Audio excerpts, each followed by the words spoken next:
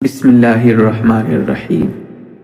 حضرت ابو جرئی جابر بن سلیم رضی اللہ عنہ فرماتے ہیں کہ میں نے رسول اللہ صلی اللہ علیہ وسلم سے عرض کیا، مجھے نصیحت فرما دیجئے۔ آپ صلی اللہ علیہ وسلم نے ارشاد فرمایا، کبھی کسی کو گالی نہ دینا۔ حضرت ابو جرئی فرماتے ہیں کہ اس کے بعد سے میں نے کبھی کسی کو گالی نہیں دی، نہ آزاد کو، نہ غلام کو، نہ اونٹ کو، نہ بکری کو نیز۔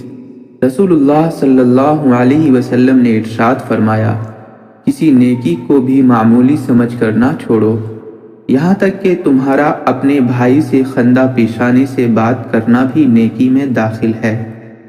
اپنا تہبند آدھی پنڈلیوں تک اونچا رکھا کرو، اگر اتنا اونچا نہ رکھ سکو تو کم سے کم ٹخنوں تک اونچا رکھا کرو۔ تہبند کو ٹخنوں سے نیچے لٹکانے سے بچو، کیونکہ یہ تکبر کی بات ہے اور اللہ تعالیٰ کو تکبر ناپسند ہے۔ اگر کوئی تمہیں گالی دے اور تمہیں کسی ایسی بات پر عار دلائے جو تم میں ہو اور وہ اسے جانتا ہو، تو اس کو کسی ایسی بات پر عار نہ دلانا جو اس میں ہو اور تم اسے جانتے ہو۔ اس صورت میں اس عار دلانے کا وبال اسی پر ہوگا۔